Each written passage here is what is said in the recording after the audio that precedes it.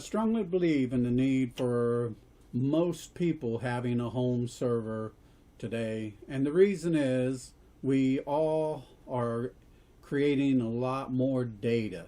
We're creating data on our phones, on our computers, and we need somewhere to put that. Now, we have the cloud, and that's great, but having a home server is not that expensive, and it's a much more affordable way to save your data, and it's just a nice, easy way to save your data. So, this is my home server. We have 12 drives in here, counting the operating system. So we have 11 storage drives in here. So it's a Corsair case. The reason I'm using this case is because it has a lot of space inside, allows for good airflow, good cable management, and it has room for 10 drives, so it has 6 3.5-inch bays and 4 5.25 bays, and I'm using an adapter to turn those 4 5.25 bays into 5 3.5 bays. The last drive, the SSD for the operating system, piggybacks on one of the 3.5-inch drive bays. So that gives us 12 drives. Today I'm not going to show you how I put it together because it's already put it together. But what I'm doing is I'm replacing a couple of the drives. The drives aren't necessarily bad, but what I have found is that a lot of drives that spin at 7,200 RPM tend to get a little hotter. Normally that might not be a problem, but when you're talking about long-term storage, you really want to keep the drives as cool as possible. My target is 40 degrees Celsius or less. Some of the larger drives, like I have a couple of 6 gig drives, they're not that big obviously, but that's a big drive, and they spin at 7,200 and they're getting a little too hot, well within the manufacturer's recommendations, but I feel they're going to be safer and last longer if I keep it down. So we're going to replace it with some drives that spin at either 5,900 or 5,400 RPMs. I found those kind of drives, they definitely run a little bit cooler. So let's take a look inside.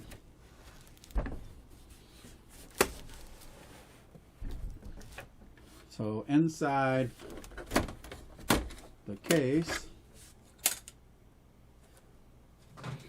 you can see we really have a lot of space. It's just wide open. Most of the cables are managed in the back. So you can see on the side here, let's get this lined up. You can see in this shot, the inside of the case is pretty wide open. So we have a lot of space in here. We have a lot of fans in here. So the fans in here are 3 in the front, and we have 1 on the bottom, 2 on the top, and 1 in the back. So it's a pretty good balance. It's not perfect because we have 7, so it's not exact, but we have 4 intake and 3 out. And because we have so many holes and everything, I find that the ventilation is pretty good. Today what we're going to do is we're going to take out these 2 hard drives, as I mentioned, and we're going to replace them with drives that spin a little slower, and they're like the green drives use a little less power, which is also good. And so we're going to lower our temperatures a little bit. Let's just give you a quick look around the case here. So there are a few things you want to consider when you build a server. Now, I already had this case, so it's just a case that I picked up somewhere. I got it, you know, like super cheap, as you could call it free. It was basically free. We're put in 80 plus PSU because you need an efficient power supply. We're using a NVIDIA Quadro 400 graphics card, which is a very, you know, weak. It's not a performance graphics card, but it uses only about 32 watts, I believe, and that's what we're looking for. We want a graphics card that uses very little power. We want a system that uses very little power, which is one of the second reason why we're switching out the last two 7200 RPM drives, and we're going with the lower power drives. So this case comes with 6 SATA ports, so that takes care of these 6 drives, but we have 6 more drives. So how do we do that? Well, we do that by putting in these SATA cards. So we got these PCI SATA cards here, and but each of them have 4 ports on them. Now I could have went with a single port card, a single 6 or 8 port card, but because I already had the open port, the cards, I just said, okay, I'm just going to use the cards that I already have. At some point I may switch that out and just go with a single card, maybe save a tiny bit of power, a little bit more efficient, but there you go. In the case, we have 16 gigabytes of RAM. Everybody won't need that much, not sure that we do, but I have found specific cases when I'm transferring a lot of files at the same time that it seems to be helpful. We have an older AMD Phenom 955, and so it's not a very powerful processor, but it does very good. The only downside is it's not a particularly efficient, so it's not a low power processor. I would consider, you know, building a case in the future that uses a more efficient CPU, but you know, again, a lot of these things I already had, and so that's why I used them. Another thing, on the motherboard we have a gigabit Ethernet. I did install a second gigabit Ethernet. The reason is that second gigabit Ethernet can do one of 2 things. One, you could connect it directly to a computer, so you could, you know, use that as one means to connect a main computer to it, and you don't have to route it through a router or anything like that. What I use the second one for is to connect to a different network. So I have 2 networks, and in my home, one is for my home business and one's for everything else. All of my daughters, my wife, and everybody is on the separate network. So I connect one to one network, one to the other network. That way I can better manage who has access to what on the server. Could be done without that, but it becomes more complicated, and that's not what you want.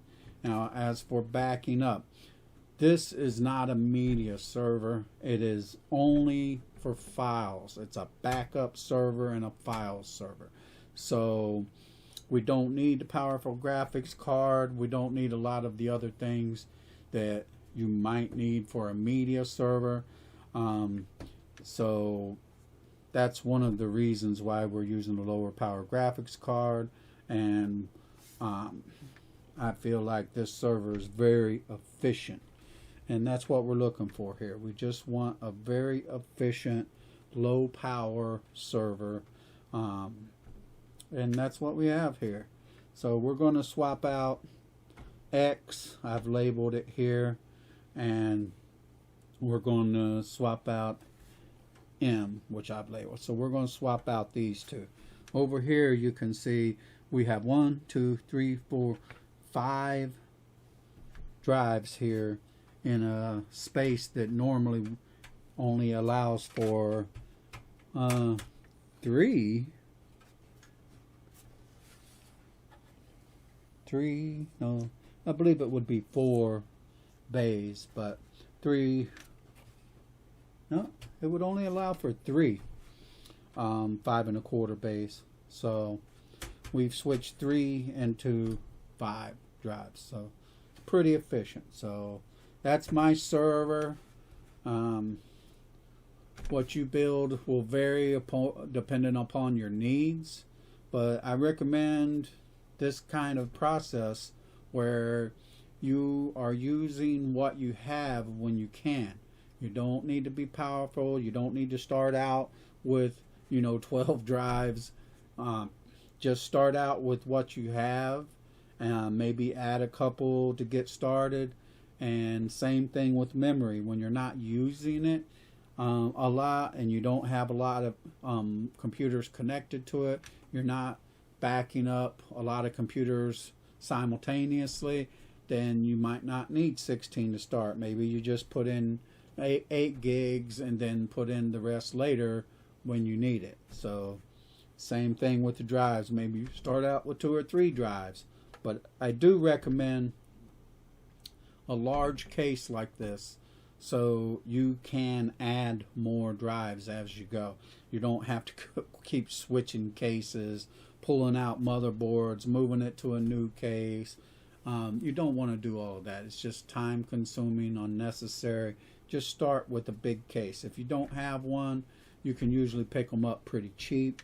So a big case with gives you a lot of space. You have good airflow. So yeah, that's what I would recommend. So that's what we got. And as I said, today we're going to swap out a couple drives. I'm not going to show you. There are lots of videos out there. I may make another video showing some of these kinds of things in the future. But I just wanted to show you the case, show you my server, and just talk about the reasons why I have a server, why you should have a server, and how you should go about building the server. And that's it for today. And if you have any ideas you'd like to leave a comment on ideas for future videos, we welcome that. We'll be making lots of videos just like this one where we talk about the easy, cheap, efficient way to build things like gaming PCs, work PCs like for maybe your home business, things like that. We like to build things that meet your needs without busting your budget. So I have lots of PC builds that I'm doing that takes like old platforms like Lenovo's S20 or S30, a slightly newer one, and you can build a really good business computer depending on your needs at a very reasonable price. So that's what we're looking at, and you can get what were top of the line components at the time and are still very functional, very useful components today for your normal business computing needs. And so we'll show you some of those builds too. Well, thanks for watching. Subscribe, like the channel, or like the video, and see you soon.